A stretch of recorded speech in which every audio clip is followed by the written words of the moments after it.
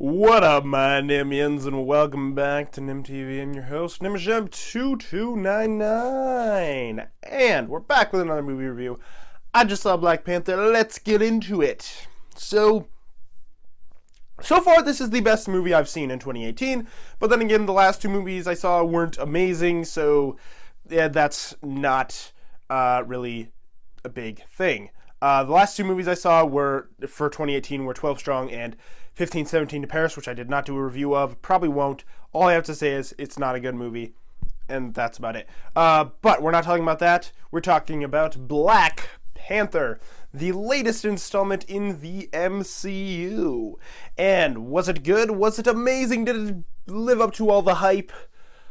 Well, yeah, it was solid. It was a solid movie. Closer to the beginning, I was a little bit worried that it was gonna kind of go into this dumb thing because there was a few cringy jokes, and it felt kind of generic and stuff. But then the villain was introduced, and boy do I love me this villain, played by Michael B. Jordan, who is a great actor, by the way. It is Killmonger is the villain.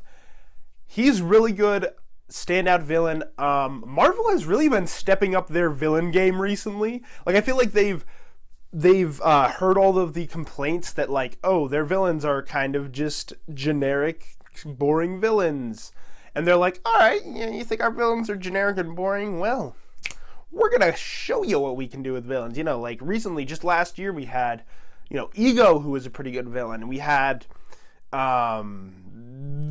Vulture, who was a pretty good villain, and Hela, who was a decent villain as well. And now with this guy. This guy is great. I love Michael B. Jordan in this movie. He is the best part of the movie, honestly. Like, I thought he was a more interesting character than the main character, T'Challa, who is still alright. I still like him, and the actor's fine and everything, but he's not, like, as interesting of a character. He's got that kind of typical, like, oh, my father was a king and he died and now I have to take up his mantle kind of story, which is very played out at this point. Like, it's been done to death at this point, which is kind of makes it a little bit of a weak point. It's like, I've seen this basic story before, but that is made up for a lot by the villain character. Oh my gosh, I'm not going to say a lot about why he's a good villain, just because I don't want to get into any spoilers, but he does have a connection to, like, the main character and everything, which does add a little bit to it. I'm not going to get into that again. I don't want to give any spoilers. This is a very early review, fairly early review. I mean, it's on the day of the movie, the release date of the movie, so it's not early, it's per se, but still, I don't want to give away too many spoilers. But anyways, great villain. Great side villain as well. I liked Ulysses Claw. He wasn't in the movie during the whole movie. He was only in, like, the first half, or first half or so, I think, which I thought was a weird choice. Considering, in fact, first off, he's played by Andy Serkis, which that right there is like, yes, because Andy Serkis is amazing. I love Andy Serkis. Every movie he's been in that I know of, that I've seen, I've liked, or every role he's played, he's done really good at. He does a lot of motion capture usually, but in this, he's actually, there. It's actually him. It's not CGI over his face like he is in every other movie. Yeah, and what's interesting is, he's in this movie, right? He played Gollum, right? And the guy who played Bilbo Baggins is in this movie. I forget his name. So it's Bilbo Baggins and Gollum are both in this movie. I was half expecting, what's his name? The guy who played Bilbo Baggins, his character, to go up to, like, Ulysses Claw and ask him what's in his pocket or something. That would have been great. No, just kidding. But yeah, so overall, the beginning, it's a little not that great, but then when it gets into it, it gets pretty decent. The story isn't anything special. Like, the story is kind of like the villain is trying to take over Wakanda, which is like, yeah, that's a typical story.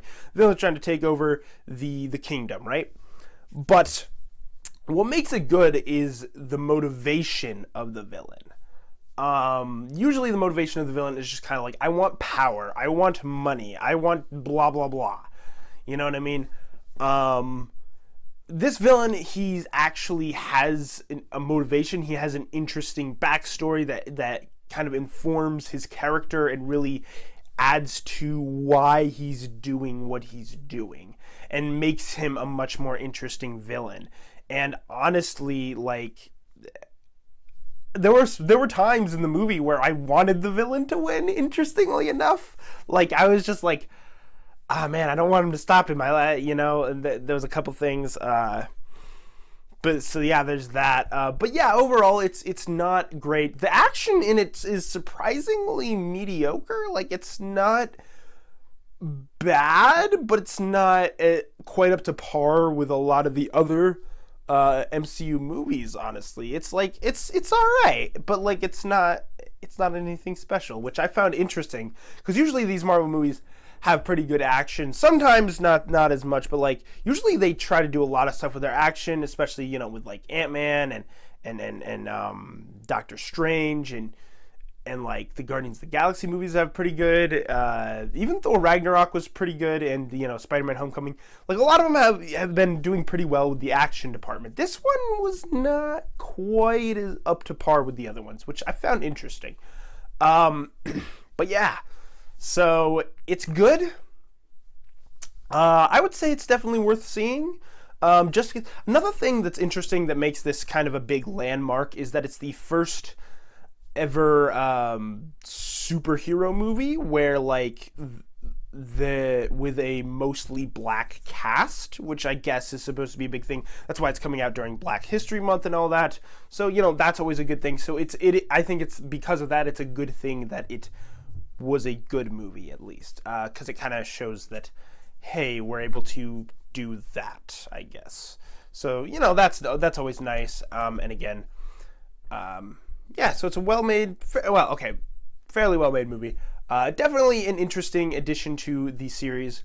One interesting thing I found, which this is just like the nerdy side of me, is they did not answer the question of where the last Infinity Stone that nobody knows where it is was. Like, a lot of people thought they were going to. I personally thought they were going to answer that question in this. Like, it was going to be like, oh, the Infinity Stone is in Wakanda, which it didn't say whether it was or not. It wasn't mentioned at all, which I don't think is bad. That's just a thing. I don't really care, honestly. I mean, who cares about rocks?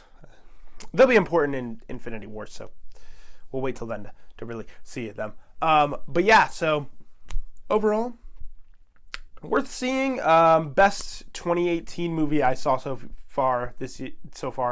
Not the best movie I saw in 2018, but the best 2018 movie I saw.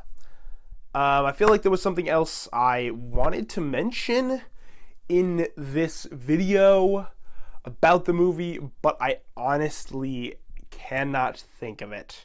So there is my review of it. I'll probably think of what I wanted to mention after I stop recording, and then I'll be like, crap, like I was gonna mention that in the video, but then I didn't. Why didn't I mention that in the video? Oh my gosh. No, there's probably whatever. But anyways, so let me know in the comments what you thought of the movie, if you saw it. And also, you can subscribe if you're not yet subscribed, if you like my videos. Follow me on Twitter if you want. There's a link in the description to my Twitter, and there's a link in the description to my Patreon page if you want to support me on Patreon. You don't have to, but you can. That is all. Thanks for watching. Goodbye.